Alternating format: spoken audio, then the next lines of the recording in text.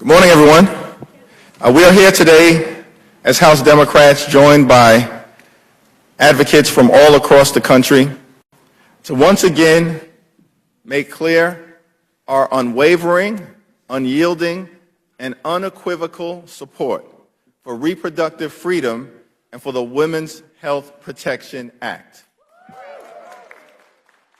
want to begin by thanking Representative Judy Chu, the lead sponsor of this very important piece of legislation, this critically significant piece of legislation, as well as everyone who has joined us today, in particular, the two co-chairs of the Pro-Choice Caucus, Congresswoman Barbara Lee and Congresswoman Diana DeGette, two fierce advocates for reproductive freedom. Under the leadership of Speaker Emerita Pelosi, and doesn't it feel good to be in the Pelosi room? A space for liberty and justice for all. Under the leadership of Speaker Emerita Pelosi, House Democrats passed the Women's Health Protection Act not once, but twice. And now as we stand on the eve of the Dobbs decision, one of the most egregious and offensive decisions that the Supreme Court has ever rendered. Brown v. Board of Education is in the Supreme Court Hall of Fame. The Dobbs decision is in the Supreme Court Hall of Shame. Because unlike other enlightened decisions that the Supreme Court has reached throughout the years, which enhanced freedom, the Dobbs decision restricted and limited and undermined freedom for women all across America. And so we have launched this motion to discharge effort for an up or down vote on the Women's Health Protection Act that now has support and signatures from 210 Democrats. And so we're only 8 members short to bring this enlightened, important piece of legislation to the floor of the House of Representatives. And we're committed to making sure that we do everything necessary for that to happen. As Democrats, we believe in a woman's freedom to make her own reproductive health care decisions. As Democrats, we will continue to stand on the side of women. We will continue to stand on the side of reproductive freedom. We will continue to stand on the side of access to health care, because abortion care is health care. And it is health care that everyone should have access to in the United States of America. So we will oppose extreme MAGA Republican efforts to criminalize abortion care.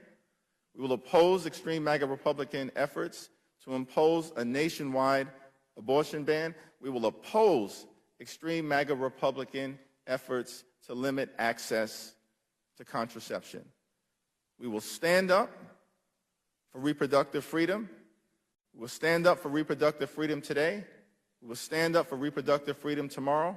We will stand up for reproductive freedom forever. And we will continue to show up and speak up and stand up until the Women's Health Protection Act is the law of the land. It's now my honor to yield to one of our distinguished co-chairs, a champion of reproductive freedom, and a co-chair of the Pro-Choice Caucus, Congresswoman Diana DeGette.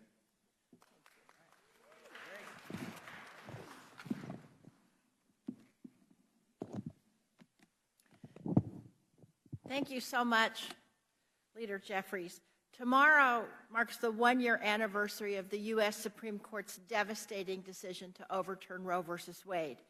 It will be the first time as a nation that we've stopped to remember a fundamental right that we no longer have. For 1 year, women across this country have been forced to live with the reality that they no longer have the right to access the health care they need. They've had to live with the fear that one of the most consequential decisions of their lives may no longer be theirs to make. The number of women who have been harmed in just the last year as a result of this decision is simply too many to count. The pain and the trauma that they have felt has been unimaginable.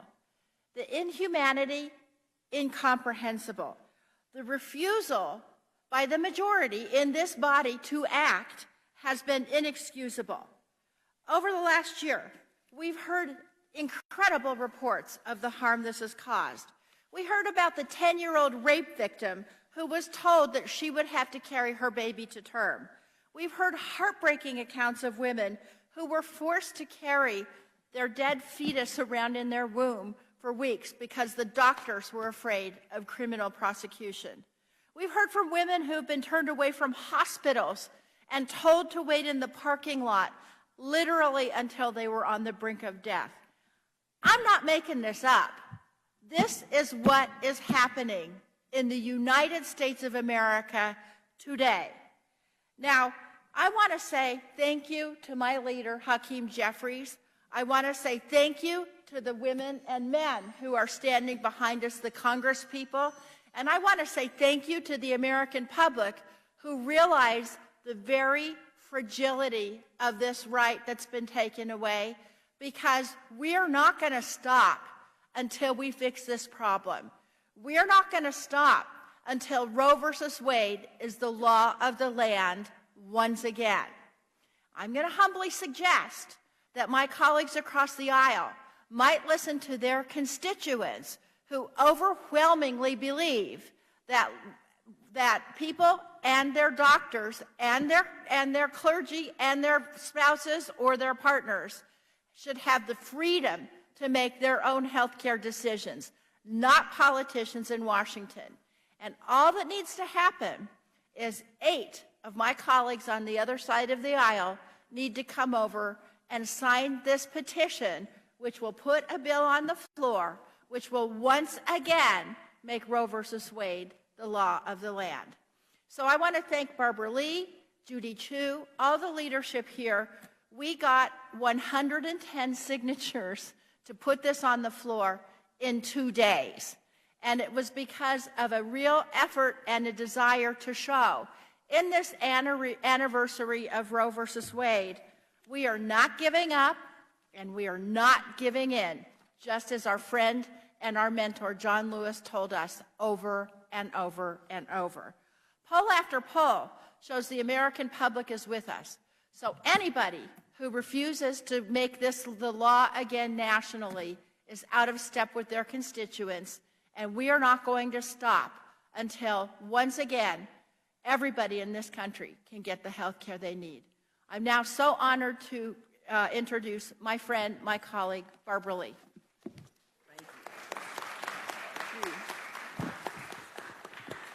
Thank you very much, Co-Chair Diana DeGette, for that introduction and for your tremendous leadership. To Leader Jeffries, to all of our leadership team, to our members, and especially to our people who are here today who have been on the front lines for so many years fighting to stop this day from happening. Unfortunately, now we have to mark a day, the only day we've ever had to mark where a constitutional right has been taken away. So, Speaker Emerita, I want to thank you for your leadership and for really bringing us all together once again. Starting last year, making sure that the Women's Health Protection Act passed the floor, what was it, 2 years? 2 times the floor of the House, so thank you again. Let me say a couple of things, first of all, why we're here today, because last June, we know that a handful of corrupt, extremist, hypocritical justices argued that the issue of abortion should be left to the states to decide. If the GOP cared about letting people decide their stance on abortion for themselves, they wouldn't have banned the option for half the country.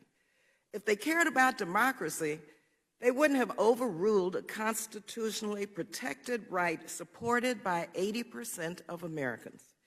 If they cared about life, they'd invest and protect children, families, and communities instead of letting them go hungry and letting gun violence run rampant. But the GOP made very clear that they care about only one thing, and that's control. Control over our bodies and control over our lives.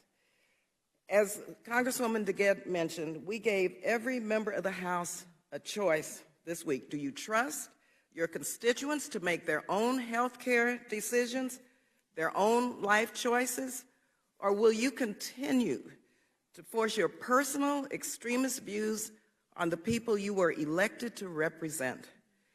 To my colleagues who signed on to the discharge petition, thank you so much for supporting the right to reproductive health care.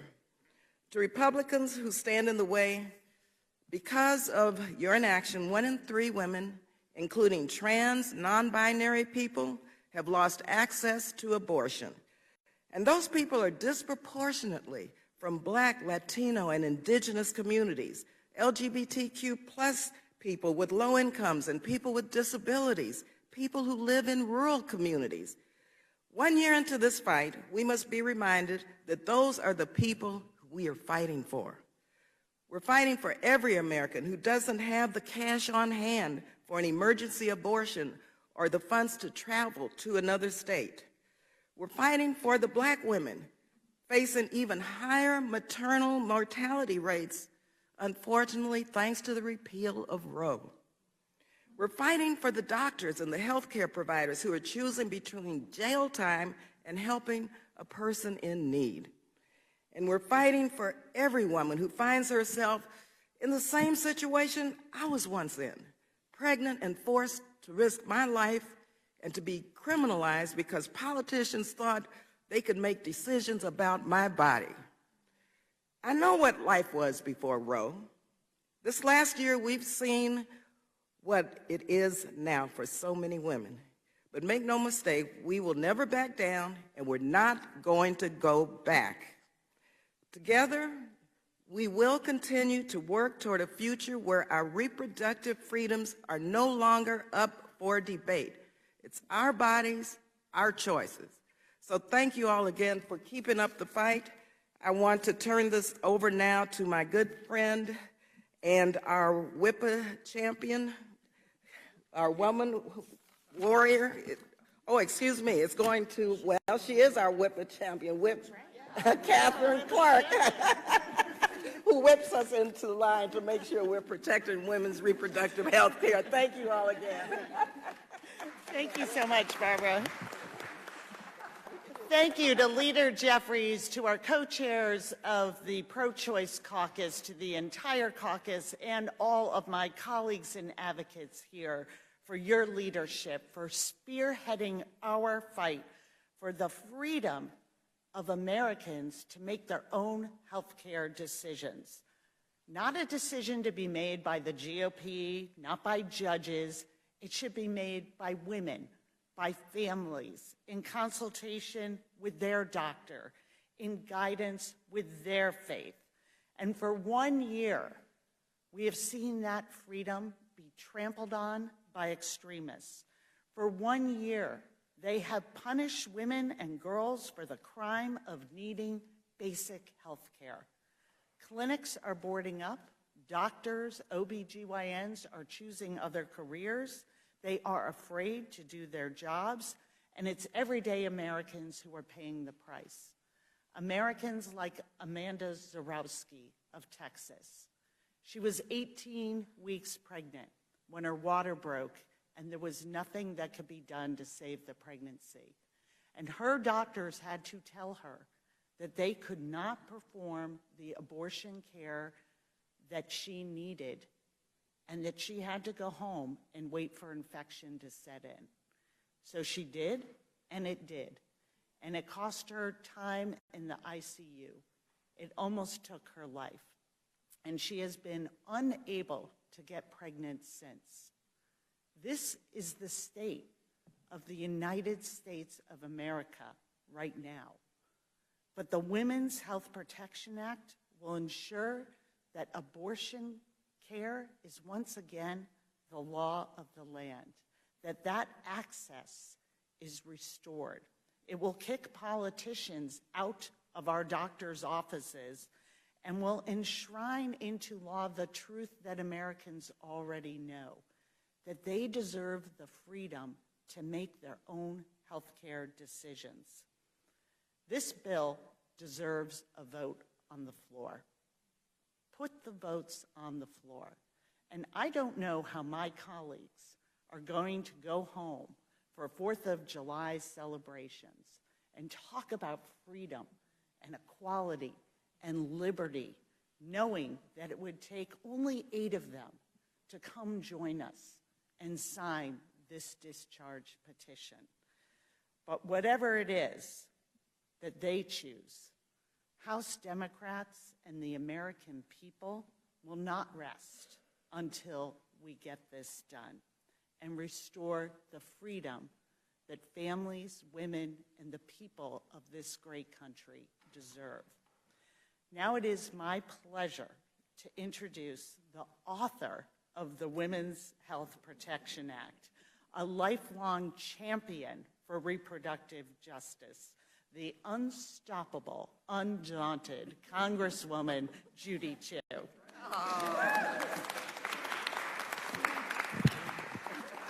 Well, my goodness, thank you, Whip Clark.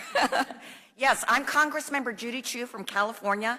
I'm the author of the Women's Health Protection Act, or WIPA, which will restore the right to abortion everywhere, no matter your zip code. Today, I read the story of one of the millions of women whose constitutional rights have been ripped away because of the Dobbs decision 1 year ago. Another woman from Texas, Danny, lives there and was pregnant, but her water broke too early. The chances of her baby surviving was very low, but she could not end the pregnancy because of the abortion ban. She called other states, but appointments were not available for many weeks. She developed an infection and went to the hospital, but of course, no provider would perform an abortion. So they forced her to go through induced labor and delivery. They wouldn't even contemplate a C-section.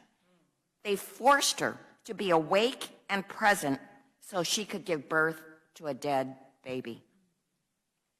That's the cruelty faced by millions of women today. Over a dozen states now have bans or near bans on abortion. 1 out of 3 women in America have lost access to abortion in their home states. Average time to abortion clinics has tripled. Many women who are undergoing a miscarriage cannot obtain an abortion. Now, women have less rights than their grandmothers. I've introduced WIPA since 2013 because extreme far-right politicians and judges, and now the MAGA movement, want to make this country one of forced birth. They've captured the Supreme Court, which faces a legitimacy crisis we've never experienced in our lifetimes. But on ballots from Kansas to California, from Michigan to Wisconsin, the American people have spoken. With their vote, Americans have said over and over and over again, we want reproductive freedom. We want bodily autonomy, and we will not stand for politicians or unelected judges standing between us and our health care decisions and making those decisions for us. That's why we need WIPA. WIPA would create a federal right to abortion care, free from those state-level abortion bans that chip away at reproductive freedom. This Congress, our leader, Hakeem Jeffries, made WIPA H.R. 12, which means it's one of House Democrats' top 10 priorities of the Congress, and I thank him so much for that. This week, I joined our incredible pro-choice caucus co-chairs, Diana DeGette and Barbara Lee, to file a discharge petition to force a House vote on WIPA. In just 2 days, we received 210 signatures on our discharge petition. That means we have to have 8 Republicans join us in order to protect abortion rights for all. It's just 8 Republicans that stand between us and bringing back abortion rights for all in this country. Today, we have one message. House Democrats are in this fight until everyone who wants an abortion can get it, regardless of race, ethnicity, what zip code they live in, or how much money they make. We will not back down. We will not go backwards. Thank you all very much, and now I would like to turn it over to our incredible chair of the Democratic Women's Caucus, Chairwoman Lois Frankel from Florida. Okay, hello. All right. Hello, good morning. Lois Frankel. First of all, thank all my colleagues for being here, but most importantly, if we can just, everybody step to the side. Let's show these young.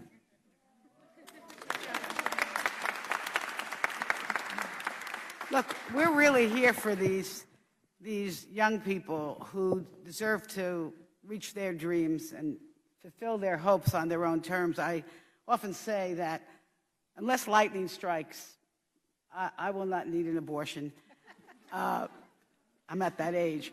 But the fact is, I was alive like Representative Lee when abortion was illegal, and I found a friend in a bed full of blood because she had to obtain an abortion outside the healthcare system, and we don't want to go back. It's been 1 year since Roe v. Wade was obliterated by Donald Trump's Supreme Court.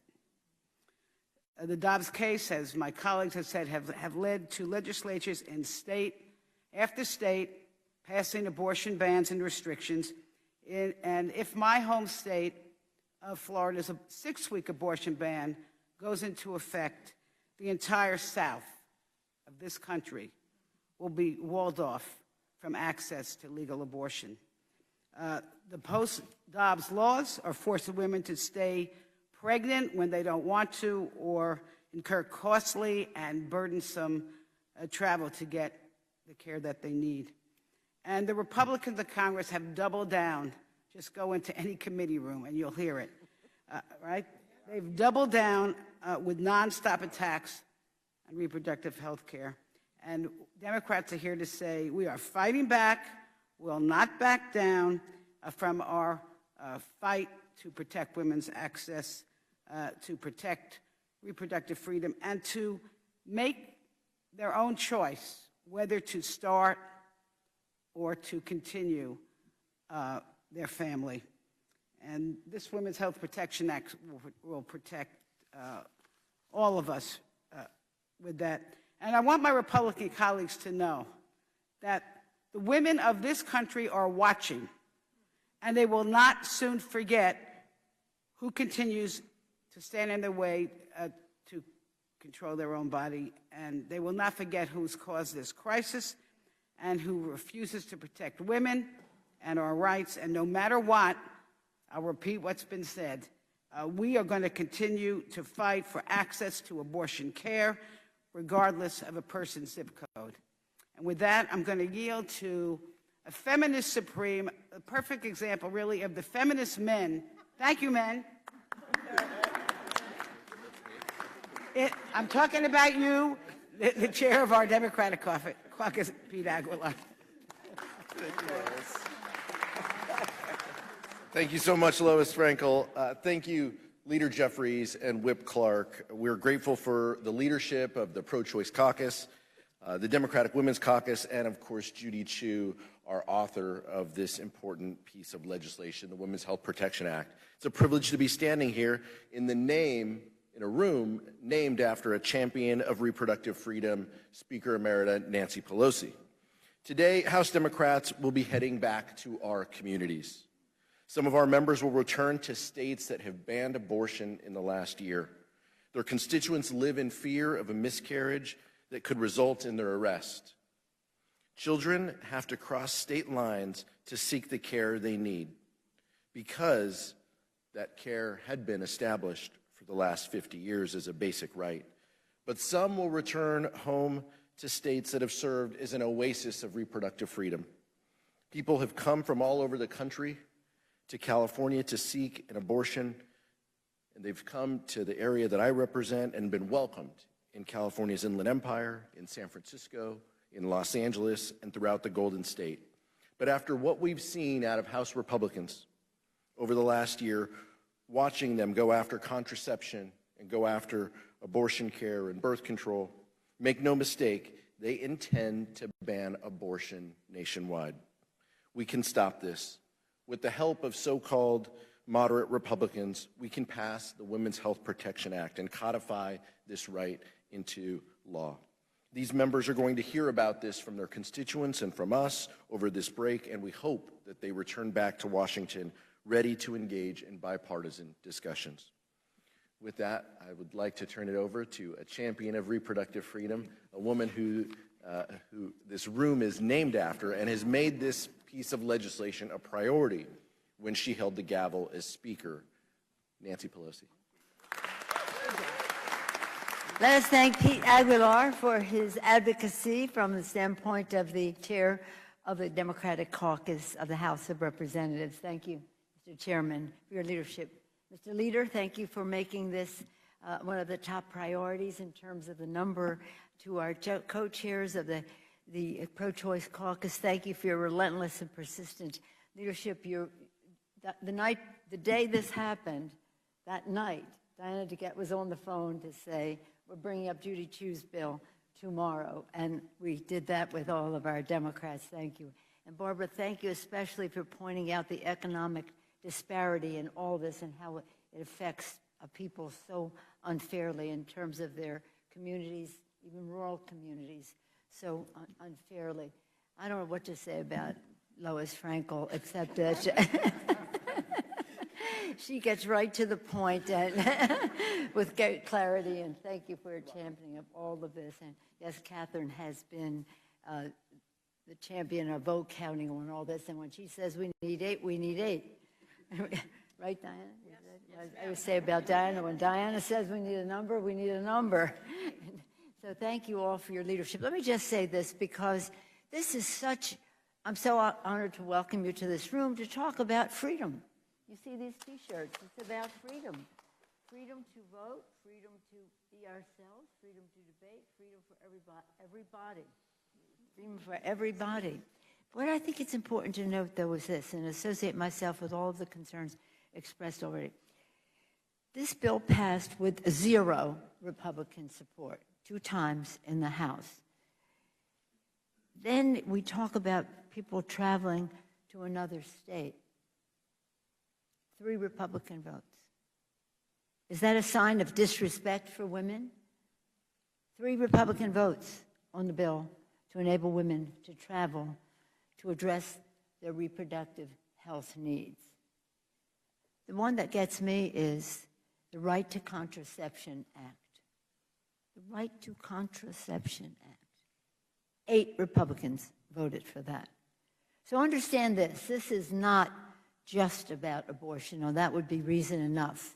This is about total respect for women exercising their free will to honor their responsibilities, to meet their health needs. I don't know if any of the Republicans know what's going on in their families. I just don't know. But I do know that they are doing great harm. I wish they'd all take a political Hippocratic oath to do no harm to the health of American women and let them decide. Let them, not let. No, it's our right to decide, which is in the Constitution, the right of privacy. It was upheld by the court over 50 years ago. It's about privacy. And then it's about the precedent of the court, both of which were ignored by this court. And we have a remedy. It's called a discharge petition. Just think, 8 people over there, just with the stroke of a pen, could bring to the floor a debate about freedom in our country. What are they afraid of? Are they afraid of their constituents? They're going to have a lot more to fear in the next election. We can guarantee that to them. It played a big role in the last election. It'll even be bigger in the next election. They've been really clear about wanting a national ban on abortion. Make no mistake, people ask me all the time, why do you say that? Well, because they do. And what is their motivation? Well, they'll know about ours. And ours is, we aren't going back. We ain't going back. But I'm going back to our distinguished leader, Hakeem Jeffries. I yield back to him. Hakeem. Thank you, Madam Speaker, for your strength, your clarity, your power, your leadership. And the only thing that I will add as we close, when we get the majority back, we're going to make one adjustment to the plaque that hangs outside of this room, the Speaker Pelosi caucus room. We're going to add 4 words, greatest of all time. And so we're thankful for you, Speaker Pelosi. We're thankful for everyone. I'll simply just end with this observation. The scripture says that suffering may endure during the long night, but joy will cometh in the morning. As a result of the extreme MAGA Republican efforts and their right-wing co-conspirators on the Supreme Court, they've inflicted pain and suffering on the women of America for the last year.